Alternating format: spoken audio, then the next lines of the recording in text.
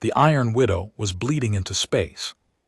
That was the first thing Navigator Priya Des saw when she pulled herself back to her station. The ship's coolant lines had ruptured along the port hull, and the blue-white fluid was venting out into the vacuum in long, slow ribbons that caught the distant starlight and scattered it like broken glass. Beautiful in the way that only truly dangerous things can be beautiful. "Report," said Commander Yara Oe. Her voice was flat, not calm, just flat.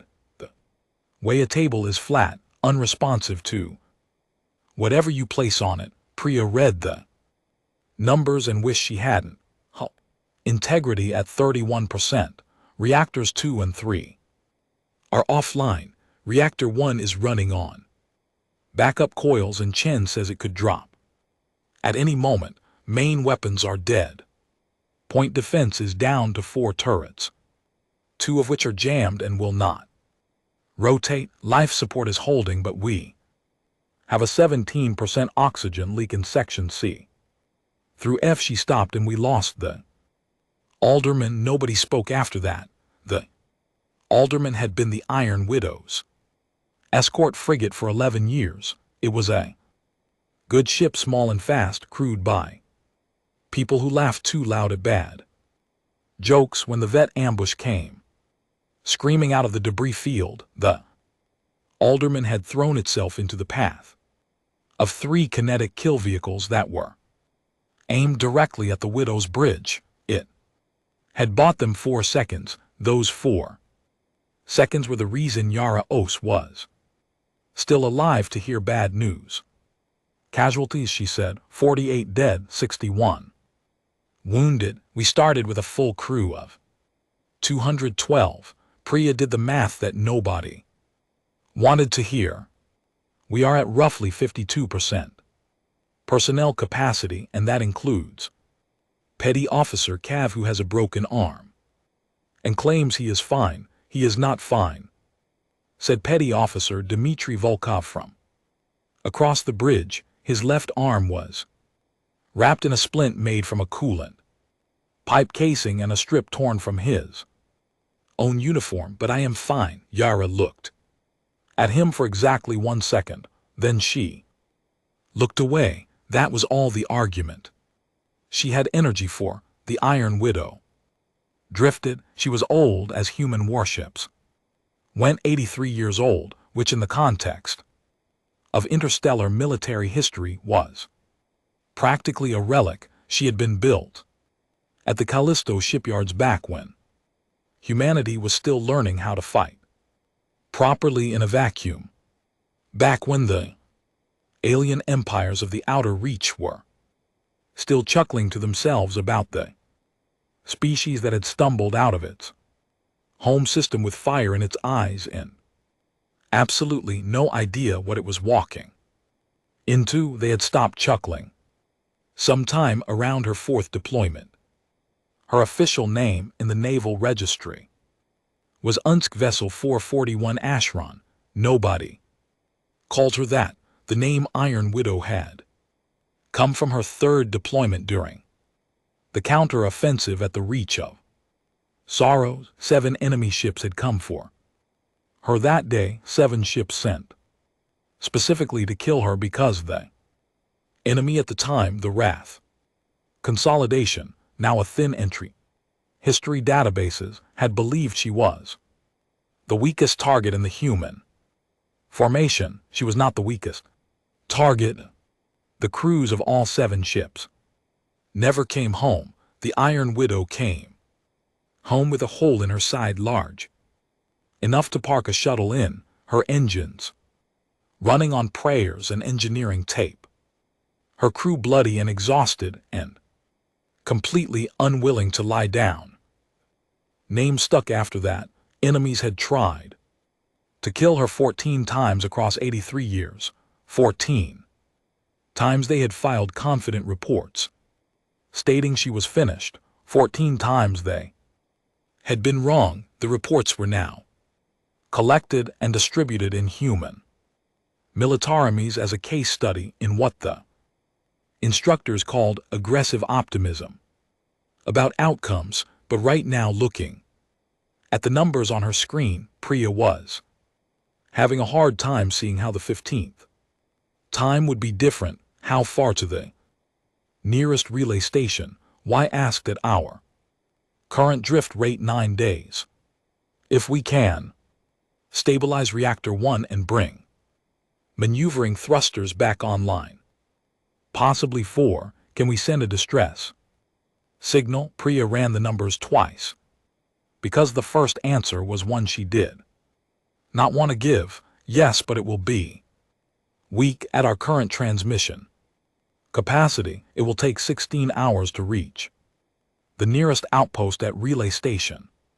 Kadir Yara nodded slowly. She pressed 2 fingers to her lips. Her crew knew that gesture well. It meant she was building something in her head, an architecture of intent, a structure of possibility assembled from the broken pieces in front of her. They had all learned over the years not to interrupt it. Send the signal, she said. Standard encryption, include the full damage assessment. Yes, Commander. The signal went out, small and honest and patient, carrying its terrible numbers outward into the dark at the speed of light, hoping something friendly would be listening. 3 light hours away. Something heard it. It was not friendly. The vet did not have a word for opportunity the way humans used it. Their nearest equivalent, translated roughly as the moment when an enemy's wound becomes your doorway. It was a concept so deeply built into their language that Veth children learned it before they learned to count. It described not just a tactical moment, but a moral one. The idea that an enemy's weakness was not to be pied but to be entered. Fleet Commander Orvan understood this concept better than most. He was old by VTH standards. His carapace had shifted from deep amber to the pale gold that came with age, and the sensory filaments along his cranial ridge had thickened into something that younger officers sometimes described behind his back as decorative. He had commanded Vet warships for 40 years. He had fought humans on 3 separate occasions, which was 2 more times than most of his colleagues, and he had come away from those engagements with a deep and somewhat inconvenient respect for the species and a very strong preference for never engaging them again unless the numbers were overwhelmingly in his favor. Right now the numbers were overwhelmingly in his favor. The intercepted signal was unambiguous.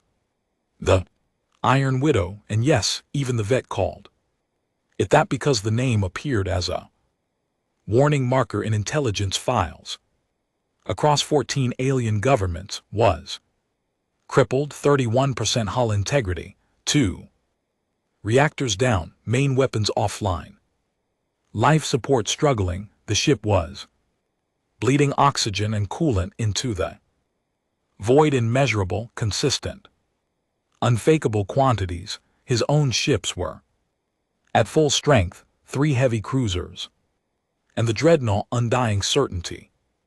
Behind him, VTH's newest and most powerful warship built specifically using decades of data on human combat methodology. He stared at the signal readouts for a long time, the part of him that had survived 40 years of war.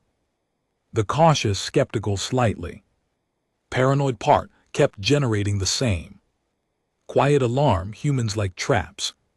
They built them the way other species built houses, with care and creativity and a disconcerting enthusiasm. There was a phrase that had been translated into 17 alien languages from the original human English. If it seems too easy, a human built it, but the data was too thorough to fabricate. Reactor oscillation Signatures, atmosphere bleed rates, whole stress patterns, these were not things you could fake at this level of physical consistency. The Iron Widow was genuinely dying. His second in command, a younger officer named Varathson, who had never faced humans in combat and therefore still had the luxury of excitement, stepped closer. The high command directive is clear. If we can take the Iron Widow or confirm its destruction on our terms, the political impact, I know what it is, Orthon said. He kept staring at the screen. He thought about the 3 times he had fought humans. The first time had been at Meridian Crossing, where a human ship with a destroyed engine had turned sideways and used its own hull as a shield and a battering ram simultaneously, and taken out 2 of his escort vessels before finally going dark. The second time had been at the edge of the Ashfall Nebula, where a crew of 40 people on a ship rated for 120 had held a defensive position for 9 hours against 6 attackers and only stopped when every one of them was dead. Not a single one had surrendered, not even when surrender had been offered, not even at the very end. The third time, the humans had won outright, and he had retreated and spent 3 months trying to understand what they had done differently, and he was still not entirely certain. He had fought humans 3 times. He knew better than to be comfortable, and yet the Iron Widow's signal sat there in his display, patient and honest and damning. 31% hull integrity, dead weapons bleeding into space. Prepare the broadcast, he said. Full transmission, human space frequencies. Varon's filaments lit up with what translated roughly as excitement and anticipation, and the particular eagerness of someone who has never been burned. The full surrender demand broadcast to all of human space.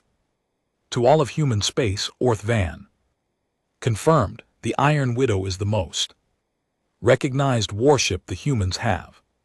If we are seen to stand over her, demand their surrender in the shadow of their most famous vessel, it changes what this war means. It changes what they believe they are. The political value was enormous beyond military victory. The Iron Widow was a symbol, proof to humans and aliens alike that the species could be beaten bloody and still come back, still come home, that something could take everything the universe threw at it and refuse to go down. If that symbol fell while the VTH stood over it, broadcasting a demand to human space, it would rupture something fundamental in human morale. He told himself that was why he was doing this. He set the intercept course in the Iron Widow's engineering corridor. Lieutenant Chen Fang was not sleeping. She was not sleeping in a very specific and intentional way, surrounded by the disassembled guts of the ship's primary power relay system, which she had pulled out of the wall and spread across the floor around her in a pattern that probably made sense to her and looked to everyone else like a disaster with ambitions. She was 26 years old. She had graduated from the Lunar Academy of Systems Engineering at 19, which was unusual enough that both her instructors and her peers had checked her credentials twice. She was very good at exactly 3 things: fixing engines, ways the manuals did not describe, eating protein bars without tasting them, and finding solutions to problems that everyone else had already called impossible. Right now she was working on the 3rd thing. Chen, petty officer. Volkov's voice came through the comm. He was somewhere above her in the secondary Junction room, reading power output. Figures and relaying them down. Talk to me. Still here, she said. What are we actually looking at? She sat back on her heels and looked at the components arranged around her on the floor. Reactor 1 was not dying. That was the thing none of the readouts upstairs had captured properly. Reactor 1 was doing something more interesting than dying. It was oscillating, cycling in rapid, irregular pulses between states of near shut down and sudden sharp surges, like a heartbeat with a bad arrhythmia, unstable, undoubtedly dangerous, absolutely, but not dead, and an oscillating reactor if you were careful enough and creative enough, and maybe slightly divorced from conventional engineering wisdom, could be tuned. The oscillations could be shaped, the surges could be directed. It was not something the reactor was designed to do. It was not something any engine manual in existence would describe as a viable approach. It was also, as far as Chen could tell, the only option they had. We have power, she said. Not normal power, not the power we're supposed to have. Different power. Word or power. She picked up a coupling in her face and turned it over in her hands. But power, how long do you need? 4 hours, maybe 3 if Volkov stops talking to me. I heard that, Volkov said. Good, Chen said. She pressed the coupling into place and the reactor hiccuped, then steadied, then pulsed again with something that felt even through the deck plating, like readiness. Chen smiled above her. The Iron Widow drifted in her cooling ribbons of leaked fluid, patient and still carrying her wounds through the dark. The distress signal moved outward. 16 hours from the nearest human ears. 3 light hours away. The VATH fleet snorts accelerated, their weapons charged, their commander certain of the math, his certainty growing with each hour of closed distance. He had looked at the numbers 100 times, and they always said the same thing. The Iron Widow was finished. Nobody had told him about Chen. Yara Osi sat in the command chair and did not move. The bridge was quiet in that layered way that large damaged machines are quiet. The far hiss of a compromised seal in the ventilation, the soft intermittent tone of a sensor suite on reserve power, the distant rhythm of Volkov's boots on the deck above as he moved between the junction room and the secondary corridor. The widow breathed these sounds the way a very old person breathes in sleep, slow and irregular and stubbornly ongoing. Yara had been on the ship for 19 years. She knew the sound of every section, the particular rhythm of every junction, the specific vibration frequencies of every stress structural member.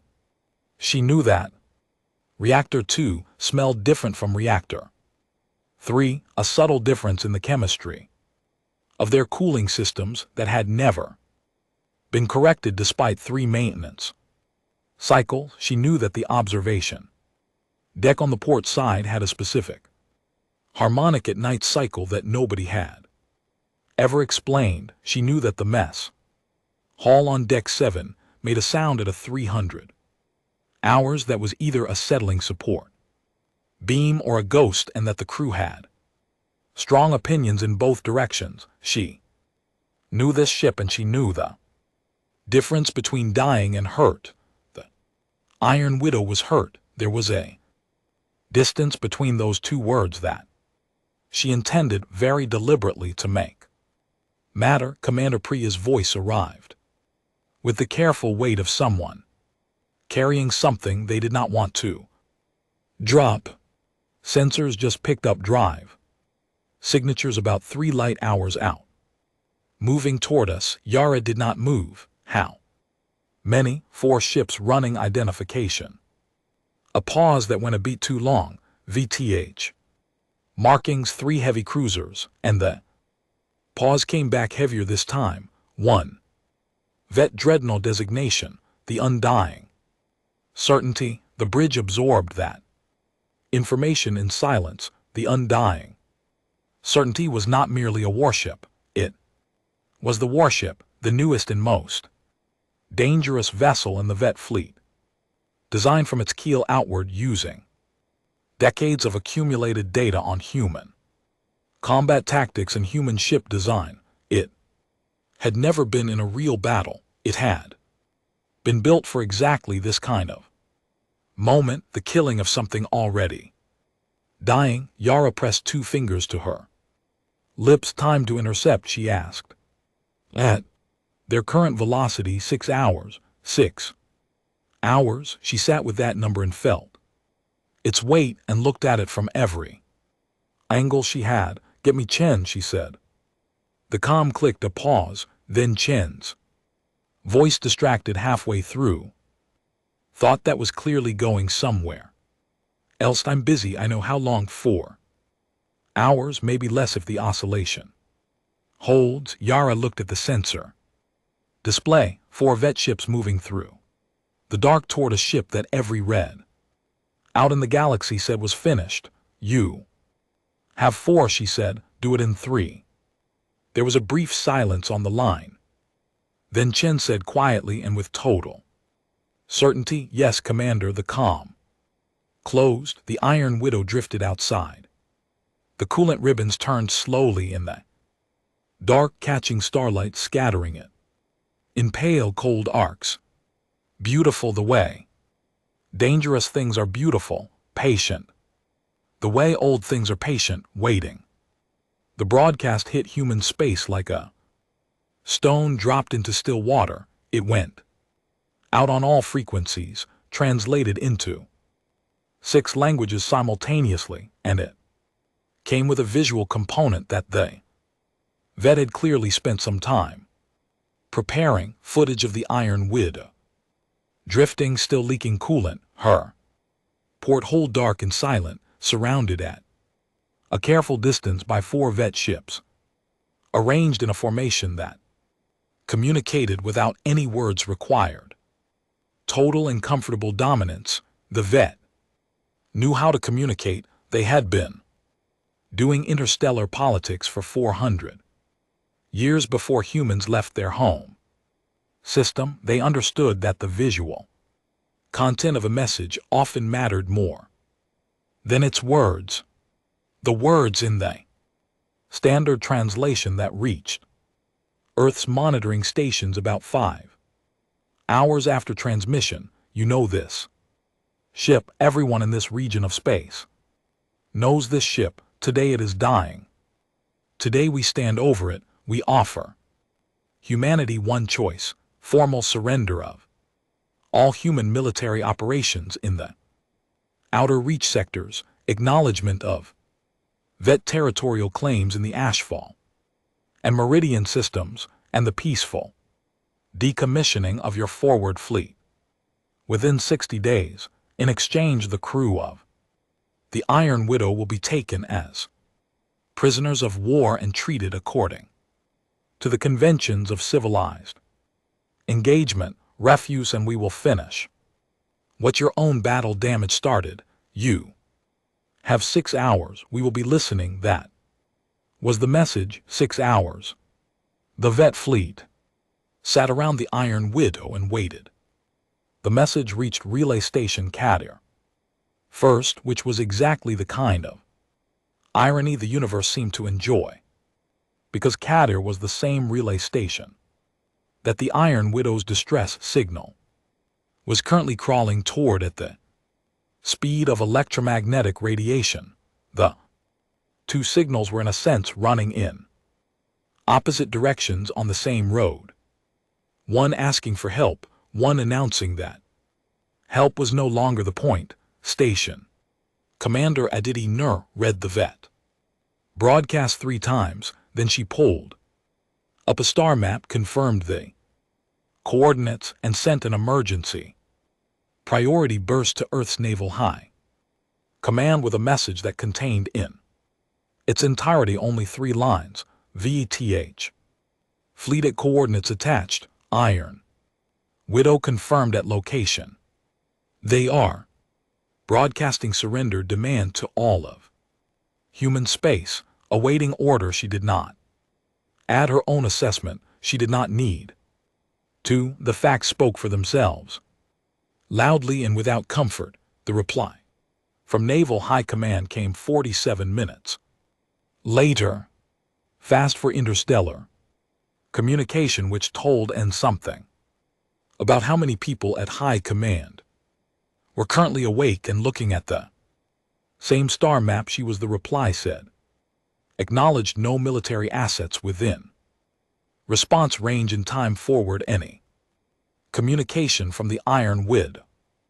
Directly maintain monitoring and read that twice as well. Then she did something that was not in her orders. She opened a direct type beam channel aimed at the Iron Widow's last known position, encoded it with the personal authorization she was not strictly supposed to use for this kind of message, and sent the following: Commander Oe, we heard your distress signal. We also heard them. Nothing is close enough. I am sorry. Whatever you decide, we are listening. Earth is listening. All of us. She sent it and then sat back and felt the particular helplessness of being very far from something you cannot change. Aboard the Iron Widow, the vet broadcast arrived about 20 minutes after the fleet did. Yara heard it on the bridge speaker, translated live by the ship's communication system in a flat, mechanical voice that somehow made it worse. The flatness removed any emotional color, left only the clean shape of what was being said. You have 6 hours. We will be listening. The bridge was very still when it finished. Yara did not move from the command chair. She had not moved from it in 3 hours. Her neck ached. She did not mention this. They are transmitting to all of human space, Priya said quietly. She did not say it as information, and Yara knew it was information. She said it the way you say something when you need to hear yourself acknowledge its weight out loud. Yes, Yara said, Earth will hear this. Yes, every station, every outpost, every human ship in the outer reach. Priya, not harsh, just complete. Priya stopped talking. Yara pressed 2 fingers to her lips and sat with the calculation. She ran it in her head the way she had been running it since the vet signatures first appeared on sensor. Not searching for an answer she didn't have, but checking that she had found all the answers she did have and understood what they added up to. There was no relief force, the nearest human military assets capable of engaging a vet fleet of this size were approximately 11 hours away at emergency speed, which was 5 hours past the vet deadline. The math on that was unambiguous. There was no surrender option she would take. The outer reach territories covered 17 human colony systems. 60 million people had built lives in those systems. The ashfall and meridian claims alone would cut human supply lines in half. Surrender was not an option she would take. She had not needed to think about that part for very long. That left the third thing. She pressed her calm chin. Still here. Update. A pause. The sound of something being torqued into place. Oscillation is holding steady at a rate I can work with. I have redesigned the power distribution pathway through 3 sections. When I flip the main coupling over to the tune cycle, another sound. Something settling. It will not look like anything the ship's systems were designed to do. The output readings will Be wrong by the standards of the original engineering, but it will work. Will it hold under sustained fire? The pause this time was longer, for a while. Chen said define sustained. Yara decided she could work with that answer. Keep going, you have 2 hours. Comm closed. Dmitry Volkov appeared at Yara's elbow from wherever he had been, carrying 2 cups of the dark, bitter, slightly scorched thing the ship's galley produced when asked for coffee, and ignoring the question entirely, he set 1 cup down next to her right hand without comment. His splinted arm was held close to his side, in a posture of determined competence. They are watching us on sensors, he said. He wasn't asking. Yes, so they know we are not moving. They know our power readings are low. They think we are exactly what we look like. He drank from his cup. They think this is already done. Yara picked up the cup and held it without drinking. What do you think? Volkov was quiet for a moment. He looked at the sensor display at the 4 Veth ships arrayed around them like 4 walls of a room they had built and locked from outside. I think, he said slowly, that they have never made the mistake of winning before they have won. They have never sat in a room with us. When we are like this, he gestured vaguely with his good hand, a gesture that encompassed the damaged bridge, the blood still on the floor near the navigation console that nobody had cleaned yet, the dark spaces where screens had gone out and not come back. They see broken things and they believe the breaking is finished. They do not understand. What don't they understand? He picked up his cup again. That we break differently. Yara finally drank her coffee. It was terrible. It was also hot, and it was present, and sometimes that was what mattered. 5 light minutes away, Fleet Commander Orth Vaughn stood at his display and watched. The Iron Widow's sensor returns with the patience of someone who was reasonably certain the outcome was decided. His caution had not entirely gone to sleep. It was still there, running quietly in the background like a program he could not close, but the data kept confirming itself. The ship was not warming. Weapons was not generating thrust, was not showing any of the power-up signatures that preceded combat activity. Her reactors were still fluctuating. Her hull was still breached. She was dark in all the ways that mattered. Still no response to the broadcast. Vissen reported. No, do you expect one? Orth Vaughn thought about that. Did humans typically respond to surrender demands? His experience suggested they sometimes did and sometimes did not, and that the silence was not always what it appeared. At Meridian Crossing, a human ship had gone completely silent for 40 minutes before its crew somehow got its destroyed engine partially functional again and rammed them. At the Ashafal engagement, a human commander had responded to a surrender demand with a 3-word transmission that, when translated, apparently meant something close to not today, friend, which Orthon had found oddly respectful in retrospect. I expect them to do something I have not predicted, he said. I am simply hoping that something they do is not enough. Verison's filaments flickered. With respect, Commander, what could they do? Their main weapons are offline. Their primary reactor is failing. They are operating at half crew capacity against 4 ships in full combat readiness. Mathematics, the mathematics, Orthon said, have not finished being written. He kept watching, back on the Iron Widow. Priya picked up the tight beam message from relay station Kater. She read it once. She printed it on a small Physical card, one of the old-style cards. The ship still kept in a drawer on the bridge for situations where screens were unreliable, and she walked to the command chair and placed it on the armrest beside Yara's hand.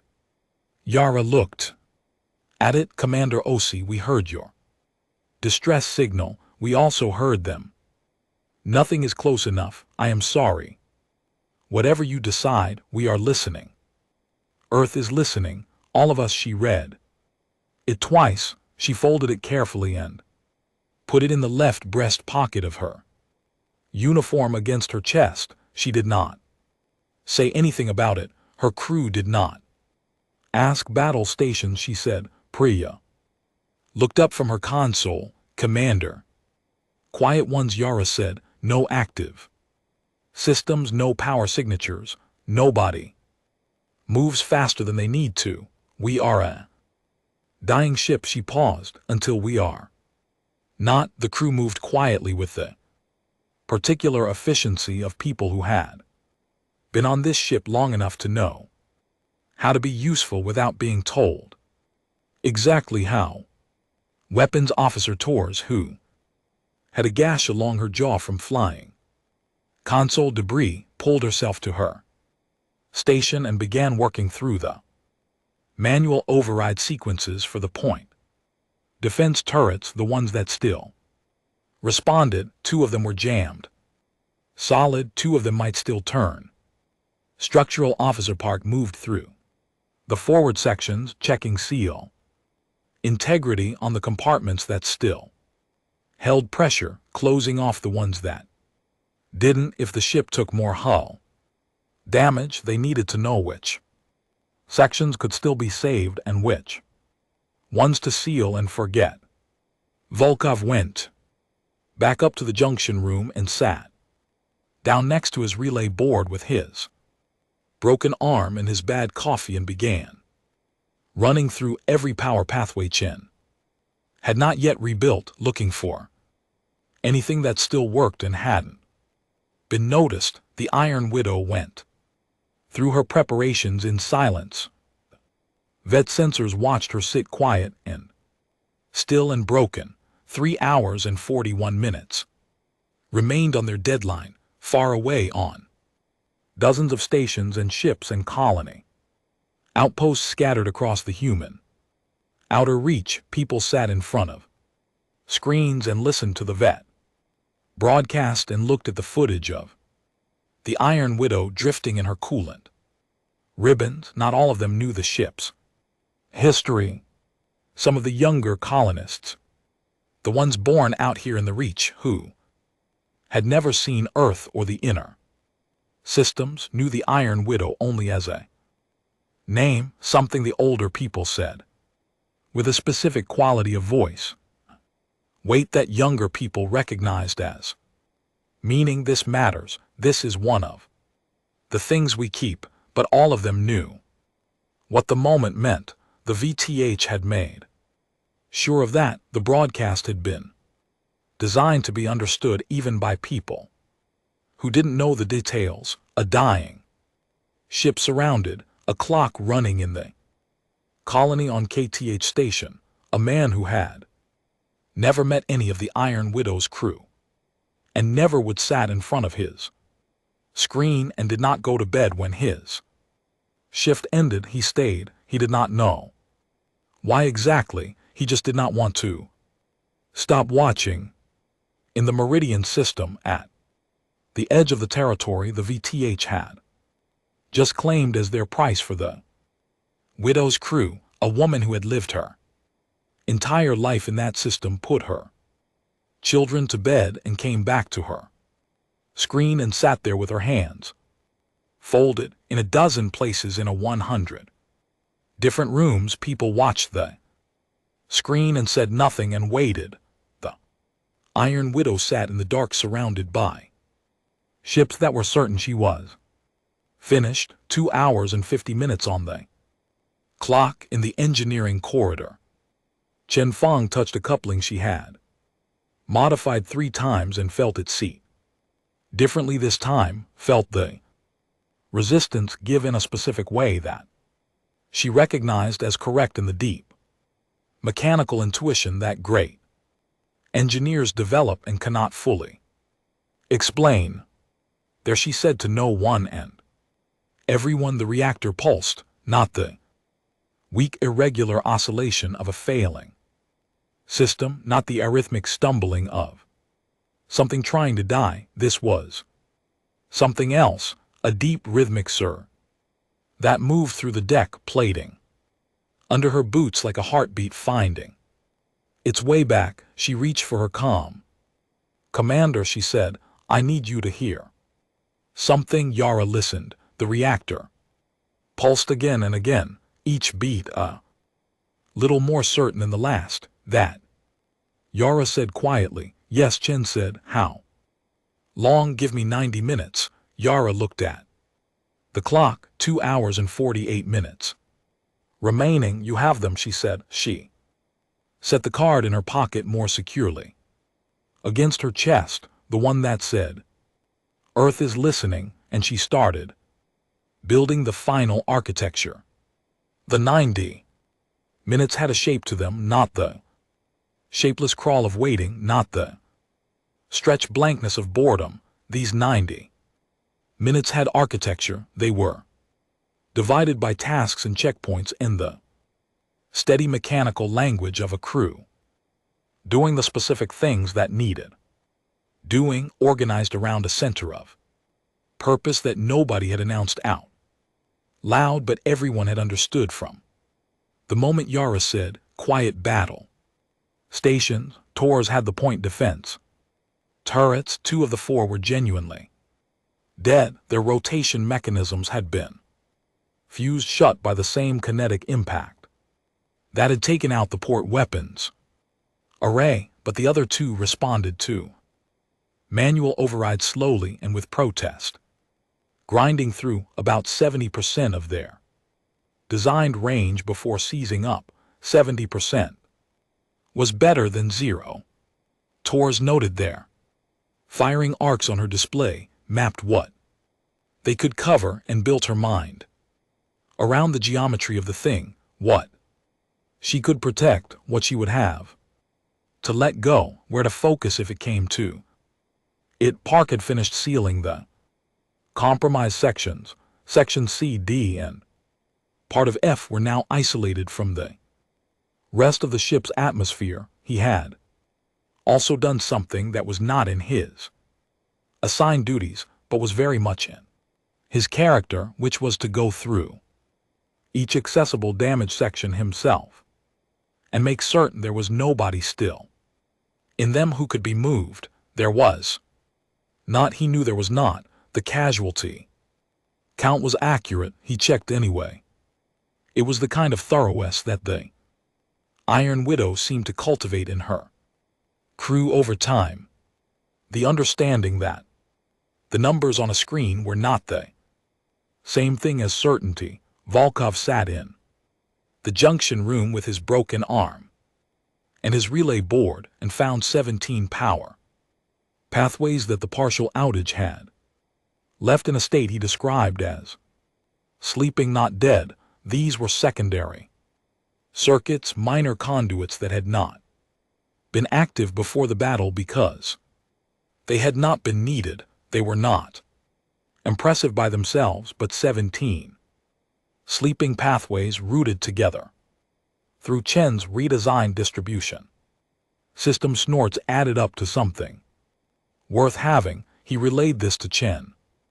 Without comment, Chen added it to her architecture without thanks, which was not rudeness but efficiency, and which Vyulov understood perfectly. The Iron Widow had a chapel. Not many human warships did anymore.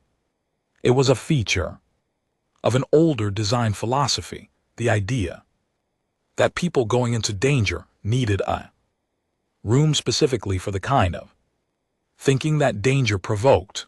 The chapels on newer ships had been redesigned into additional storage, into briefing rooms, into spaces with more immediately quantifiable utility. The Iron Widow still had hers. It was very small, barely enough room for 6 people, and the benches were metal, and the skull's of light source was an amber emergency strip that had been converted to permanent use so long ago that the original crew member who had done it was probably dead. It had no specific religious identity. It had a small table and a book of blank pages that crew members had been writing in for decades. The latest entries were near the end of the book. Earlier entries had gone from formal and careful to something more honest over the years, shorter, more direct, the way people write when they have things to say and limited time to say them. Yara went there for 8 minutes.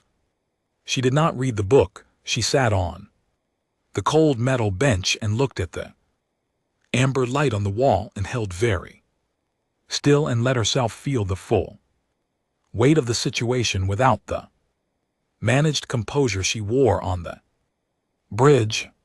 She felt it completely, the certainty that the next few hours would determine not just whether the crew of the Iron Widow lived or died, but whether the outer reach colonies behind them would fall under VTH territorial control, whether 60 million people would spend the next generation negotiating from a position of profound weakness, whether the thing the Iron Widow represented, the stubborn, irrational, historically documented refusal to stay down, survived or ended here. She felt all of that. Then she stood up, straightened her uniform, and went back to the bridge. 8 minutes. She had been doing this her whole career.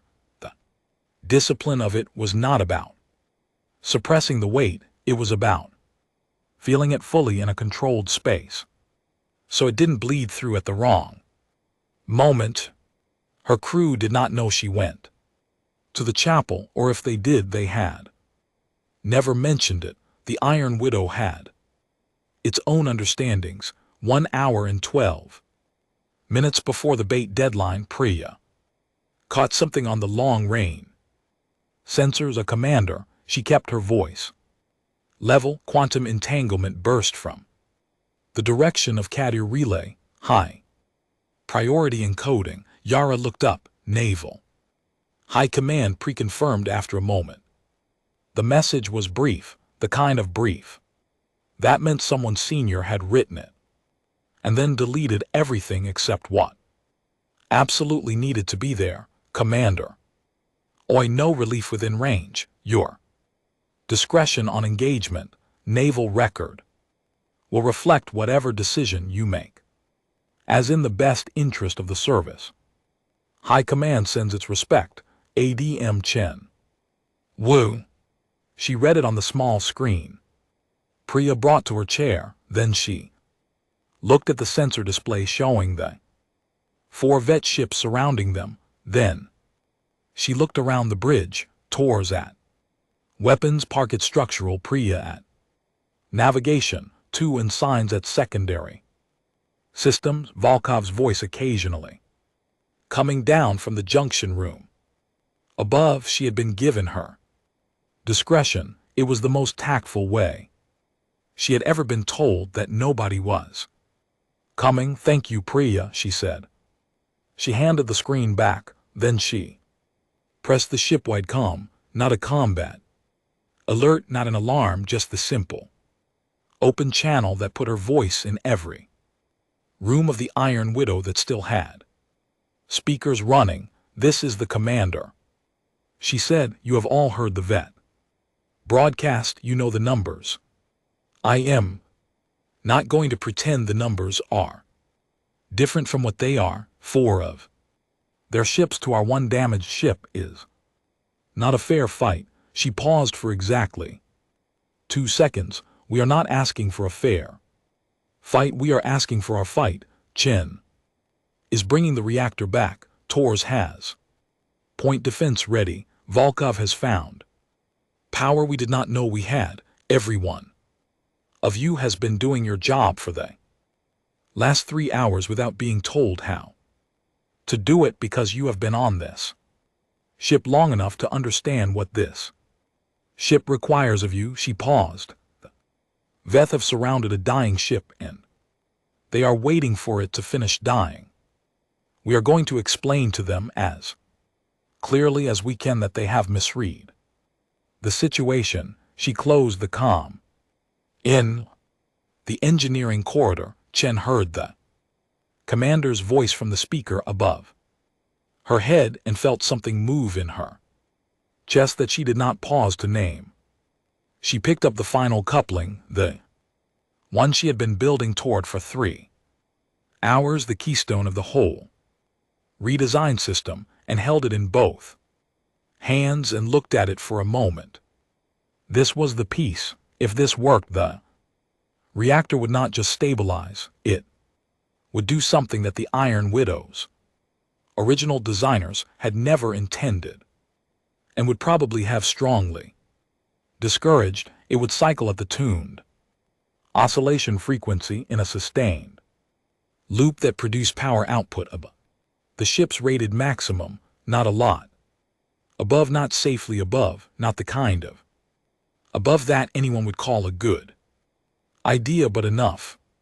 She seated the coupling. Reactor did not explode. This was the first good sign. It pulsed once hard and the vibration ran through the deck plating under her boots and up through her legs, and she felt it in her spine like a struck bell. Then it pulsed again, smoother, then again, finding its rhythm, each pulse slightly more settled than the last. Vyulov, she said into the comm. Reading it, he said. Immediately, he had been watching the output board. Tell me power distribution. Is a pause. She could hear him working the board with his one good hand. It is not what the manual says it should look like. It looks like something I would call wrong if I did not know you built it. Another pause. But it is climbing. It is stable. It is stopped. What? It is enough, he said. There was something quiet in his voice, something that was almost reverence. It is enough, Chen. She sat back against the corridor wall and looked at the reactor housing in front of her, the worn, ancient, scarred surface of a system that was 83 years old and had been repaired so many times that almost no original component remained. All of it replaced piece by piece over decades by engineers who had loved the ship enough to keep bringing her back. Of course it's enough, she said softly. It's her. 40 minutes before the deadline, the vet sensors began showing something that Orthon sensor officer reported with the specific careful flatness of someone who wants to state a fact without speculating about what it means. Commander, the Iron Widow's reactor output reading has changed. Or Van Turn changed how it is steadier. The oscillation pattern we've been tracking has shifted.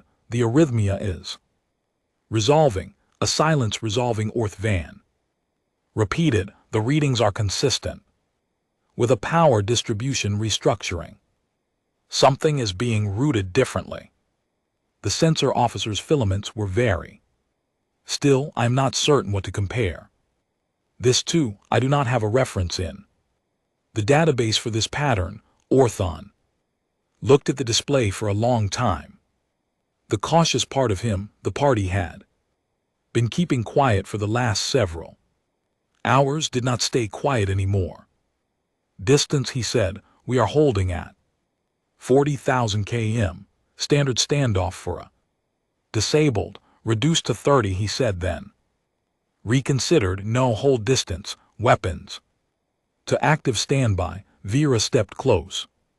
Commander, with respect, the deadline is 40 minutes away. If they are doing something with their power systems, it is likely survival activity, repairing life support, maintaining hull pressure.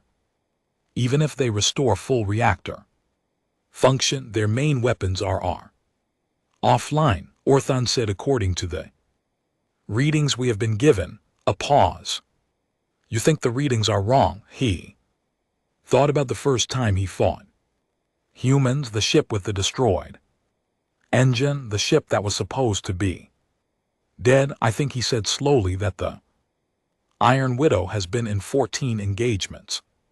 That should have killed her and has survived all of them. I think the crew currently aboard is not a random collection of people. I think the commander of that ship is a woman who has been in this vessel for 19 years and has not in that time shown any particular inclination towards surrender. He kept watching the screen. And I think we are 40 minutes from a deadline and their reactor is stabilizing. Varison said nothing. Weapons hot. Orthon said all ships do not wait for the deadline on the Iron Widow's bridge. A single tone from the sensor array. They are bringing weapons to full active status, Priya said. Her voice was level, very deliberately. Level. How long do we have? Yara asked. At their charge rate, maybe 8 minutes before they are at full combat readiness. 8 minutes before the deadline. They had noticed the reactor. Yara looked at the clock. She looked at the sensor display. She looked at her crew.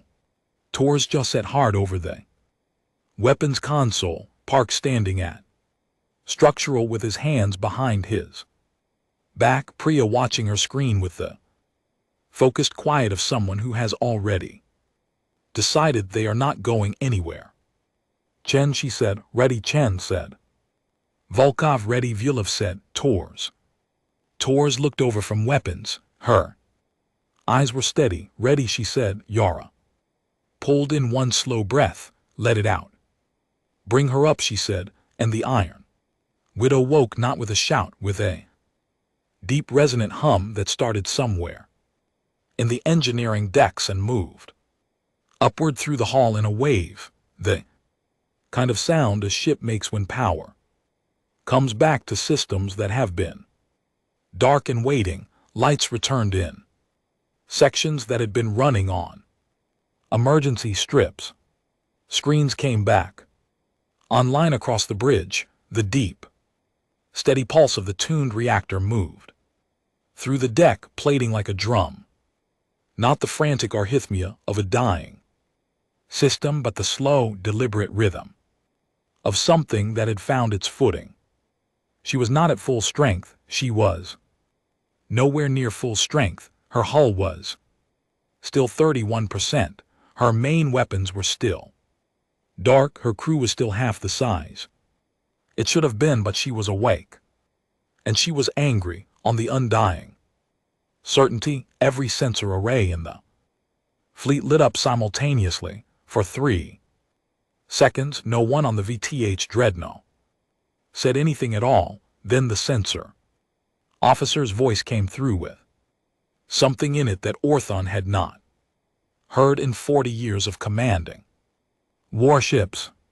A quality that existed just below professionalism, just below composure, the early careful controlled edge of fear. Commander, the Iron Widow is powering up. Orvon stared at the display. The readings were wrong, not wrong in the way of a sensor malfunction or a calibration error, wrong in the way of a situation that had departed from all predicted parameters simultaneously. The power output coming from the Iron Widow did not match the profile of her known reactor specifications. It did not match any profile in the VET database. For a human ship of her class, it was not what a dying ship looked like. It was not what a repaired ship looked like. It was something he did not have a word for. How? Varison said it was not a tactical question. It was just a question. Orthon did not answer. He thought about the crew aboard that ship. The commander who had been on it for 19 years, the engineers and officers who had kept something 83 years old alive through 14 engagements that should have been the end of it. He thought about the concept his people called the moment. When an enemy's wound becomes your doorway, he thought about what it meant. That the wound was not what he had believed it was. He thought about everything he had learned in 40 years. About humans, about the gap between what they looked like and what they were. About the specific and well-documented tendency of this species to be most dangerous precisely at the moment they appeared most finished. All weapons fire, he said, now everything we have. But the Iron Widow was already moving. She moved like something that had been pretending to be still, not fast. The Iron Widow had never been a fast ship. And 83 years and 31% hull integrity had not improved that particular quality. But deliberate, the thrust that came from the maneuvering system was not the desperate lurching output of a damaged drive fighting to function. It was controlled, directed. The ship knew exactly where she was going, and she was going there without apology. Yara had the course already mapped when she gave the order to move. She had been building it in her head for the last 90 minutes, working from the sensor data on the VETA fleet positions, their standoff distances, their formation geometry. The vet had arranged their 4 ships in a pattern that made good sense if the Iron Widow was going to stay still and die. Perimeter formation, each ship positioned to fire on the target from a different angle, maximizing coverage, minimizing the target's ability to choose a direction that had fewer weapons pointed at it. The weakness in a perimeter formation was the space between the ships, not the space between any 2 ships at random, the specific space between the heavy cruiser on the Widow's port side and the heavy cruiser on her forward port side, where the geometry of the formation created a corridor maybe 12,000 km wide, narrow by deep space standards, wide enough. The Iron Widow turned her bow toward that corridor and accelerated, firing. Solutions, Yara said. Tor's hands were already moving. Point defense is tracking the nearest cruiser. I have it. At 68,000 km and closing, I can put fire on it at 40,000. Hold for 30,000. Yes, Commander, the VETH fleet responded. They had to rotate to track the Widow's new heading, which took time, not much time, seconds of time. But the Iron Widow's entire strategy was built from seconds. The nearest heavy cruiser, the one Tor's was watching, had to adjust its firing arc by almost 30 degrees to lead the Widow's new trajectory. While it was adjusting, it was not firing with full effectiveness. Other cruiser in the corridor was further away and rotating even harder. The dreadnought Undying Certainty was behind the Widow now, repositioning its enormous weapons banks, swinging around on their mounts. Energy weapons from the far cruiser Priya called. The ship shook, not a hull breach, not this time, but something structural in the forward section groaned loudly enough to hear through the deck. Minor damage to forward shielding. We are still moving. Keep moving, Yara said, on the Undying Certainty. Orth Vaughn watched the Iron Widow drive itself into the gap between his 2 forward cruisers with something he would have called admiration if the circumstances had been different. It was not the action of a damaged ship running blindly for any available escape. It was precise. It was aimed at the exact point in his formation that created the most complications, close enough to the 2 forward cruisers that firing at the Widow risked hitting each other, angled such that the Dreadnought's main guns could not get a clean shot without one of his own ships in the potential fire path. She was using his formation against him. He had to break the formation. He sent the order to the forward cruisers to diverge, open the gap, give the Dreadnought a clear lane, except that the Widow would slip through rather than be destroyed at this range. She wants to get past us, Barrison said. She wants to get close to us, Orthan corrected. There is a difference. He understood it. Suddenly and completely, the Iron Widow's main weapons were offline. That was real. The readings had been accurate. On that point, her main weapons array, the forward-facing heavy guns that had destroyed 7 ships at the reach of Sorrows, were genuinely dark, but close range was a different kind of fight. All ships pull back from the Iron Widow fired, not her main guns, something else. The Iron Widow had things that did not appear prominently in her listed specifications because they had been added and modified, and sometimes quietly reclassified over 83 years of upgrades, retrofits, and the kind of creative maintenance that longer-living engineering crews develop when they love their ship. One of these things was what the current crew called the Persuaders.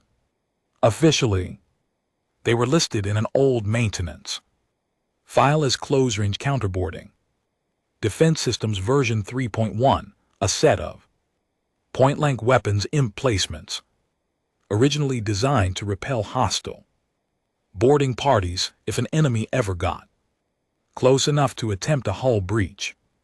They were old, they were short-range. They were not the kind of weapons anyone built a battle plan around. They were also on a completely separate power circuit from the main weapons array. Circuit that had been dark for years, but was very much part of the 17 sleeping pathways Vyulov had found and fed into Chen's redesigned distribution system at 25,000 km inside the distance where the heavy cruiser's main guns could rotate fast enough to track. Effectively, Tors opened up with the Persuaders. They were not subtle weapons, they were designed for killing things at close range, and they were very good at that. 4 emplacements. Rapid fire targeting the cruiser's engine section with the specific geometry Tors had been computing since the moment Yara mapped the course. Cruiser shuddered, not destroyed, not even close to destroyed, but its engine output dropped sharply as the imp placements tore through the unarmored exhaust manifolds at the rear of its drive system. It stopped accelerating. Its firing solutions degraded as its attitude control struggled to compensate for uneven thrust. 31% Tors called. Reading the cruiser's new power output from the sensor returns. She looked up at Yara with something in her expression that was professional satisfaction, worn very thin over something raw. It knows how that number feels. The Iron Widow did not slow down. She drove through the gap in the VTH formation at her best speed, which was not impressive in absolute terms, but was exactly sufficient for what it needed to do. And as she came out the other side, she rotated a hard burn on the lateral thrusters, the kind of maneuver that the ship's autopilot would have refused on the grounds of structural risk, but that Yara was flying manually and accepted the refusal alert for without changing the input. The Iron Widow was now inside the vet formation. Orth Vaughn had 30 years of combat experience, and it served him well for the next 6 minutes. He kept his composure. He kept issuing orders. He broke his formation correctly, pulling the crippled cruiser back in, pushing the other 2 into flanking positions on either side of the Iron Widow's new heading, creating a crossfire situation that the human ship would have to escape from. He did all of this correctly. The problem was that the Iron Widow was also inside the minimum safe distance for the Dreadnought's main guns. This was the thing that Varison had not understood, and Orth Vaughn had only half understood until now. The Widow had never been trying to escape the formation. She had been trying to get inside it, inside the perimeter, inside the standoff range, inside the geometry where the largest and most powerful ship in the Vet fleet had to be very careful about what it fired at for fear of hitting its own vessels. The Iron Widow was not a fast ship, and she was not a powerful ship compared to what surrounded her right now, but she was an old ship, and old ships learned things. Rotate the Dreadnought, Orthon said. Get the main batteries clear. He watched his ships adjusting, watched the Iron Widow adjusting to match. She was reading his formation changes in real time and responding not with speed but with placement, positioning herself between the undying certainty and one of the flanking cruisers so that any shot at her was also a shot that might thread past her and hit the other ship. The Iron Widow kept firing. The Persuaders, close range, brutal, relentless, kept hammering at every VTH ship that came within their range, not trying to destroy but to degrade, to strip off sensors and exhaust manifolds and antenna arrays and secondary systems, to blind and slow and complicate every ship they touched. A direct hit took out the Widow's forward observation array. Another stripped a section of already damaged hull plating from her port side, and the decompression was immediate. Park sealed it in 11 seconds, which was fast, and the crew in that section had already been in suits for 2 hours. Another hit found something structural in the secondary forward beam, and the bridge shook hard enough that Priya was thrown sideways into her console. She caught herself, came back to the screen, blood on her forehead from where she had hit the edge of the display frame. She did not mention it. Still in it, she said. Still in it, Yara confirmed. The moment that changed things came at the 41-minute mark of the engagement. One of the flanking Vet cruisers, not the crippled one, the other one, the one that had been trying to get behind the Iron Widow, made an aggressive course correction that brought it into the Widow's path at a closing speed that Torres identified as an attempt to force a near collision. The tactic was sound. At close enough range, the Widow's point defense systems would have to divide their attention, and a collision itself, even a grazing one at the Widow's current structural integrity level, would be potentially catastrophic. The Widow's point defense tracked the cruiser. Torres locked the 2 functional turrets onto its forward section and opened fire, steady, precise, aimed not at the hull but at the cruiser's own sensor arrays, the targeting eyes that let its weapons find things accurately. At 32,000 km, Torres killed the cruiser's primary targeting array, all of it. Multiple simultaneous hits on the array housing with the accuracy that came from having computed this exact geometry for the last 20 minutes and from being the kind of weapons officer who had been on this ship for 11 years and believed in her work with a completeness that was almost religious. The cruiser's fire became inaccurate. Its weapons were still firing, but they were firing blind. Broad area fire, probability attacks, spraying the space around the Iron Widow in hopes of hitting something without being able to aim at anything. Specifically, Orth Vaughn saw it happen. He saw the cascading consequences of it. The blind cruiser, now a danger to its own fleet if it kept firing, the formation disrupted. The Iron Widow, still alive and still inside his perimeter and still doing damage with every minute that passed, he made the calculation he had been avoiding. Undying certainty weapons, he said. Clear fire on the Iron Widow, all batteries, Commander. The tactical officer said carefully, there are 2 of our ships in the I know where our ships are. Orthon said, clear fire, full power. Now, the Dreadnought's main batteries came to full charge. It took 8 seconds. 8 seconds for the most powerful weapon systems the VETH had ever built to cycle to full readiness on the Iron Widow's bridge. Every sensor the ship still had screamed simultaneously, Dreadnought main batteries charging, Priya said, and there was something different in her voice at this moment. Not fear exactly, but the recognition of scale, the specific understanding that what was about to be fired at them was not something they could absorb or deflect. Full power. Yara had been waiting for this moment since she mapped the course. It was not a surprise, it was in fact the plan. Chen, she said.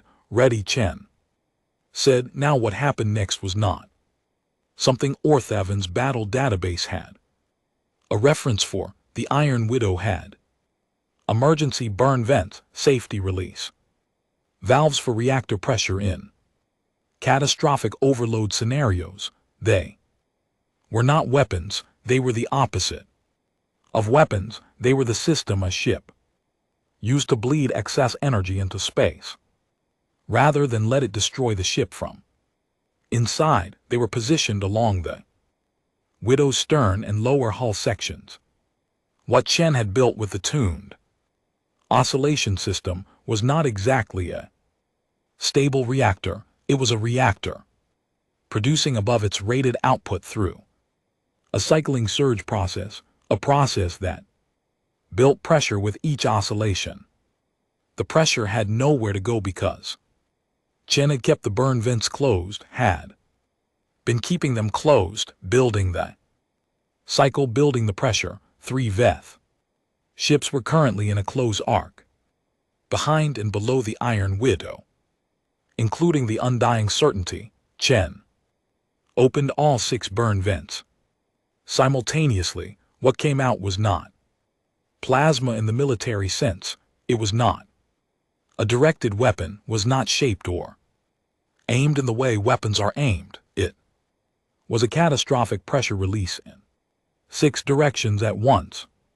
A bloom of superheated reactor exhaust that expanded outward in a sphere and hit everything within range with the uniform disregard of a natural phenomenon. It was not supposed to be possible to aim an emergency pressure release. You were not supposed to be able to time one. You were not supposed to be able to position your ship so that the geometry of the exhaust bloom intersected with specific targets. Chen had done all 3. The Dreadnought Undying Certainty took the full center of the bloom. It had been 8 seconds from battery charge to firing. The bloom was faster than 8 seconds. Dreadnought's main batteries did not fire for several minutes. Everyone on the Iron Widow's bridge was doing something, reading screens, confirming damage, updating structural assessments, rerouting power through the sections. Chen was still managing from below. Then it was quiet, the kind of quiet that arrives after something enormous. Priya looked at her sensor display for a long time, long enough that the silence took shape. Commander, she said. Yara looked at her. The Dreadnought Undying Certainty is. She stopped. Read the numbers again. The numbers had not changed. It is not. On sensors, the bridge absorbed that. The forward cruiser with the damaged engines is retreating, Priya continued. Her voice steady now with the effort of being a voice that relays information. Accurately, the blind cruiser is following, the third cruiser is she. Checked, also retreating. All three remaining vessels are changing heading. Moving away from our position, silence. Volkov's voice came down from the junction room, quiet, low, the voice of a man alone was something he had not expected to feel this completely. She did it. Nobody said anything. Yara sat in the command chair and felt the weight of the last 4 hours settle onto her in a way she had kept it from doing while it was still happening. She let it settle. The 48 dead, the alderman, the 61 people in sick bay, the reactor that was now cycling down to a lower, safer output as Chen backed it off from the tuned frequency, the undying certainty which had been the most advanced warship the VTH had ever built and was now not on sensors. She did not feel triumph. Triumph was a clean emotion, and this was not clean. She felt something more complicated and more true, the specific, exhausted relief of people who have survived something that should have finished them, mixed with the grief that survival always costs. Get me, Chen, she said. The comm clicked. A pause. Still here, Chen said. Her voice was very tired. You did good work, Yara said. A longer pause. She did the work, Chen said. I just listened. Yara understood exactly what she meant. Medical teams to all sections, she said. Then get me damage assessment. Full ship. She paused. And someone, please clean the blood off the navigation console. The Iron Widow drifted in the dark, surrounded by the retreating signatures of 3 vet ships that had come here to watch something end and were now leaving with a story they would spend a long time trying to explain. The coolant ribbon still moved quietly outside, catching starlight. She was not finished. She had never been finished. The 3 vet ships ran for 9 hours before they stopped. They stopped at the edge of the Meridian system, the territory their fleet commander had named less than a day ago as part of his price for the Iron Widow's crew. They stopped there and held position for about 40 minutes. Their sensor arrays pointed back the way they had come, and then they moved on, not toward the Iron Widow, away from it, away from the coordinates where the undying certainty's wreckage was slowly expanding into a debris field that would take years to fully settle. Relay Station Kadir picked up their departure signatures. Station Commander Aditi Nair had not left her screens in 9 hours when the 3 vet signatures appeared on her display, moving in the wrong direction. Not toward the Iron Widow, not toward any human position, just away. She read the numbers 3 times and then put her head down on her console for a moment.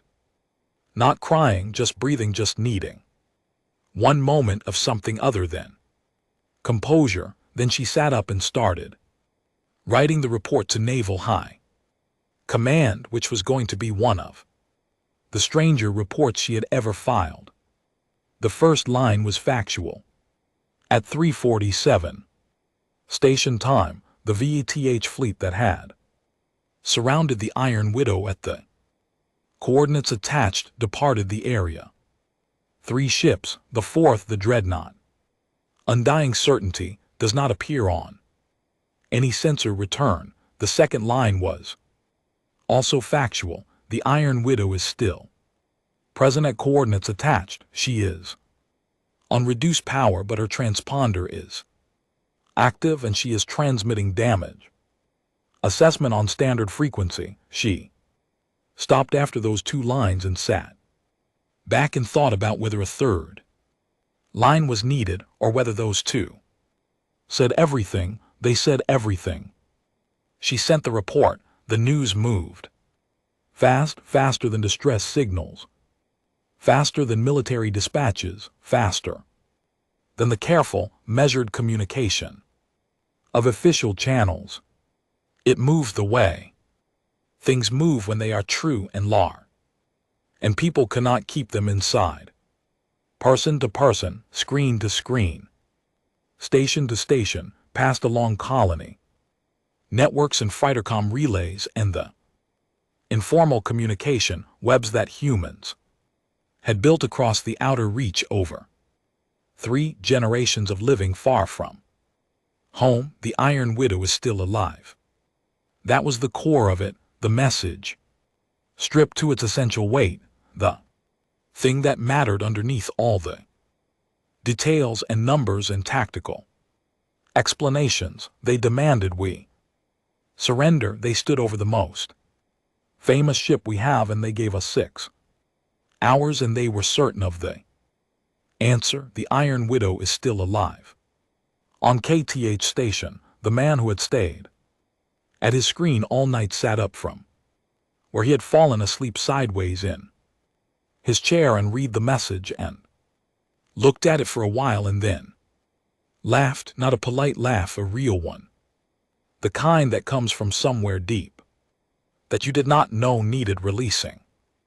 In the Meridian system, the system that had been named as part of the vests, Price, the woman who had put her children to bed and sat alone at her screen, put her head in her hands and stayed like that for a while, not from grief, from relief. The distinction was important, and she knew it, and she let herself feel the full, honest reality of it in a 100 colony rooms in the quiet hours that come before a local day starts. People heard and felt the thing that the numbers described.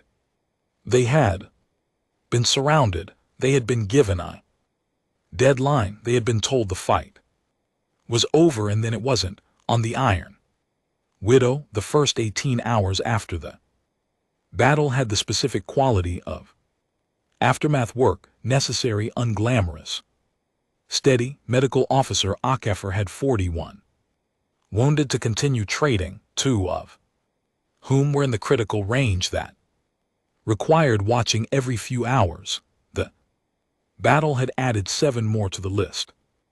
None life-threatening, but 4 with the kind of damage that needed consistent attention and would cause long recovery times. He moved through sick bay with the worn efficiency of someone who had been on his feet for 14 hours and had learned over a long career. That efficiency was how you kept compassion clear's throat functional when the case load was this high. Chen slept for 4 hours in the engineering corridor on the floor next to the power relay she had rebuilt. Nobody asked her to move. Volkov placed a jacket over her and went back to the junction room and spent 2 hours quietly running diagnostic checks on the distribution system she had built, not because he expected to find a problem, but because it felt like the right way to honor the work. The work was sound. He had known it would be. He ran the checks anyway. Park went through the sealed sections with a full damage assessment team, cataloging what could be repaired with available materials and what would need dry dock attention. The answer was that about 60% of the damage was patchable in the short term, enough to make the ship more stable for the journey home, and 40% was going to have to wait for facilities that the Iron Widow would not see for several months. He noted all of this in the damage log with the thoroughness of a man who believed that accurate records were a form of respect for the people whose work they documented. Tours cleaned the weapons consoles, all of them, not just hers. She worked from one end of the tactical station to the other, methodical and quiet, and when she was done, she went to Priya's navigation console and cleaned that, too. The blood that had dried there from Priya's forehead cut, which Priya had allowed the medical officer to close with 2 strips of adhesive bandage, but had otherwise not paused for. You don't have to do that, Priya said. I know, Tor said, and kept cleaning. Yara wrote the casualty report herself. She always did. Every name, every rank, every section they had served in. Brief note for each one, not the formal military language of official records, but the kind of note that only a commander who had served with people long enough to know something real about them could write. Not long, not decorated, just specific. The particular things that made each person irreplaceable to the specific community of the Iron Widow, rather than interchangeable with any other soldier. She wrote the alderman's crew as well. She had not known all of them as well as her own people, but she wrote what she knew, and for the one she knew less, she wrote the only fact that felt large enough to carry the weight. They moved toward what was coming, not away from it. She sat with the finished report for a while before she transmitted it. Then she wrote a separate message, shorter, personal, not part of the official record, to Station Commander N at Kadir. Relay, we heard your message, thank you. It mattered, OC. She sent that one first, before the official report. Naval High Command received the situation report and the casualty list and the technical documentation of the battle, single large transmission package from the Iron Widow, which arrived at 1422 Earth Central Time to a room containing Admiral Chen Wu, 3 senior tactical officers, and 4 analysts who had been running scenarios all night trying to calculate possible outcomes. None of their scenarios had included the emergency pressure release. Admiral Chen Wu read the technical section twice. Then she put the document down and looked at the analysts. Did any of our models project this? She asked. No one in the room said yes. She picked the document back up and read the technical section a 3rd time. Get me Commander Oe on a direct channel when she is available, she said. Then, almost to herself, she used the burn vents. One of the analysts, who was young and could not quite suppress the thing he was feeling. Is that what it says? That is what it says. You can't aim burn vents. Admiral looked at him with the expression of someone who has just been told a fact they now had direct documentary evidence against. Apparently, she said carefully, you can. 42 hours after the battle, the Iron Widow got her thrusters fully back online. It was not a dramatic moment. The thrusters came up in sequence as Chen walked through the restart protocol, and each one registered on the navigation display as a quiet confirmation, and eventually all of them were running, and Priya had a proper course calculated to the nearest repair facility. 9 days, maybe 8 if the drive held steady. Yara sat in the command chair and watched the course appear on the navigation display and felt the particular quality of an ending that is also beginning, the moment when a thing that has been acute becomes something you will carry forward. The weight of the last 3 days was not going to reduce, it was going to become part of the ship's history, woven into the record alongside the 7 ships at the Reach of Sorrows and the Meridian Crossing, and the 12 other times someone had tried to end the Iron Widow and been wrong. Priya confirmed the course. Yara proved it, the Iron Widow turned onto. Her heading, 9 days Vyulov said from the back of the bridge, his splinted arm was still close to his side.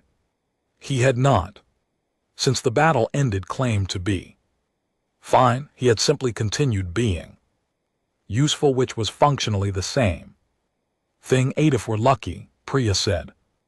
We are, Volkov said, demonstrably lucky.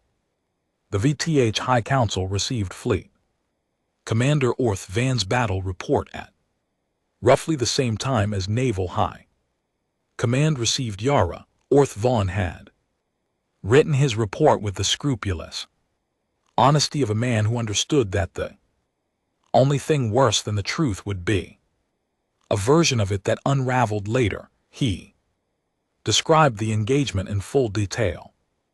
The approach, the formation, the power readings, the decision to engage before the deadline, the Iron Widow's course change, the use of the close range weapons, the pressure release. He spent particular time on the pressure release. He wanted the council to understand exactly what had happened, because he suspected that if they did not understand it precisely, they would spend a time constructing an explanation that was more comfortable and less accurate. He ended the report with a section that was very short. The Iron Widow is currently making for repair facility on reduced power. Her damage is significant, but she is mobile and her crew is functional. The engagement should be considered a decisive human victory. I recommend this assessment be shared with High Council military strategists in full and without modification. He then added one final paragraph which was not standard in military reports and which he included anyway. We intercepted their distress signal. We read it as confirmation of total defeat. The signal was accurate.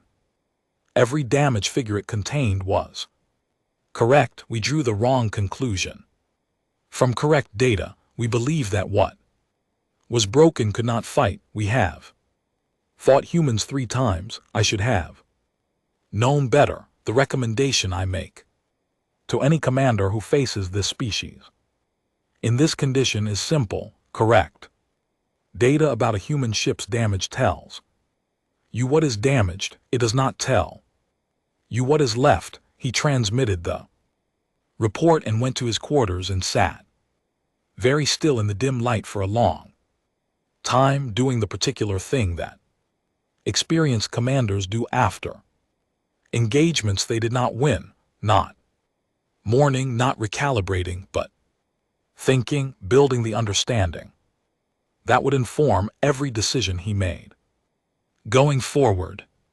The Iron Widow had done something he had not believed was possible. She had done it with a damaged hull and half a crew, and an engineer who was 26 years old, and a commander he had never met and would, he suspected, spend the rest of his career trying to understand. He sat in the dim light and thought about the species that, when you stood over them in their most broken state and gave them a deadline, responded by rebuilding the thing you had broken into something you had not planned for. He thought about that for a very long time. On the 8th day, because Priya had been right about the luck, the Iron Widow came into range of the repair facility at Harrow Station.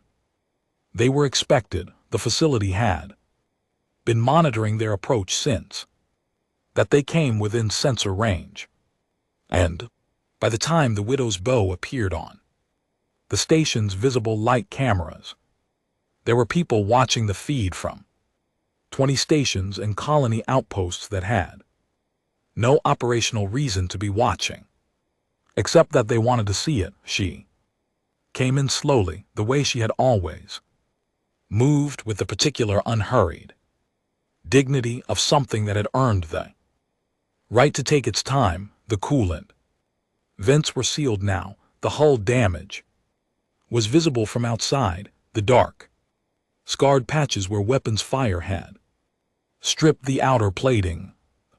Emergency seal patches Park's team had placed over the decompressed sections.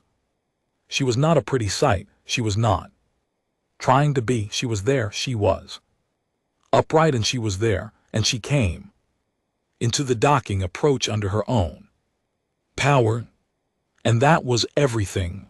The facility controller handling the approach, a woman named Bautista who had been running docking operations at Harrow Station for 11 years and had a carefully cultivated professional composure that she was proud of, said later that she had kept it together all the way through the final docking sequence. She had given the approach calls clearly, managed the spacing correctly, done every part of her job exactly the way it was supposed to be done. It was only when the Iron Widow's docking clamps engaged, that specific mechanical final sound of a ship being held safe after a long time in the dark, that Bautista stopped talking for about 4 seconds. Then she cleared her throat and finished the docking confirmation in the standard language and marked the Iron Widow's arrival in the log with the date and time. She made no additional notes in the official log. The log was not the place for what she would have written. Yara Osi was the last one off the ship. That was not unusual. She had always been the last one off. It was one of those practices that did not need to be explained or announced. The crew understood it the way they understood all the things about her that were consistent and load-bearing. She walked through the sections of the ship while her people were being processed by the facility's medical teams, while the engineering assessors were doing their initial survey, while the work of the aftermath was beginning in all its necessary and practical detail. She walked through the sealed sections Park had closed. She walked through engineering, past the relay housing Chen had rebuilt. She walked through the junction room where Vyulov had sat with his broken arm and his relay board. She walked through the weapons deck where Tors had fired blind targeting solutions on a cruiser's sensor array at 32,000 km and been right every time. She walked through the chapel. She sat on the cold metal bench in the amber light. For a few minutes, she did not write in the book. She looked at it for a while. The old volume with its decades of entries, all the people who had sat in this specific room before, whatever was coming for them. Then she went to the bridge. The bridge was empty. The screens were dark. The command chair sat still and quiet at the center of the room. She took the folded card from her left breast pocket, the one from Station Commander Nair, the one that said, "Earth is listening, all of us," and she placed it on the armrest of the command chair, a small specific thing in a large room, the kind of detail that does not mean anything to people who do not understand it, and means everything to the ones who do. She looked at the forward viewport, Harrow Station's dock. Lights were outside, orange and steady. In the dark, she looked at them for a while. The Iron Widow was home. She was broken in places that would take months to repair. She had buried 48 of her people, and she would carry that forward. She had done something that would be written about and analyzed and argued over in military circles for years. The battle geometry, the pressure release, the specific sequence of decisions that had turned a dying ship's weakness into a trap. But all of that was the outside of it, the exterior, the version that would appear in reports and histories. The inside was simpler. They had stood over the Iron Widow and given her 6 hours and said, "End here," and the Iron Widow had said, as she had always said, in the language she spoke.